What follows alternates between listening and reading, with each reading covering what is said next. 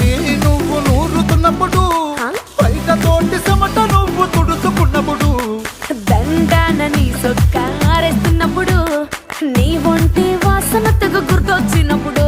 రెండు చేతులెత్తి జుట్టు ముడిచినప్పుడు, జెండు కత్తుకొని పడుకున్నప్పుడు, అలసిపోయి నువ్వు ఆవలించినప్పుడు,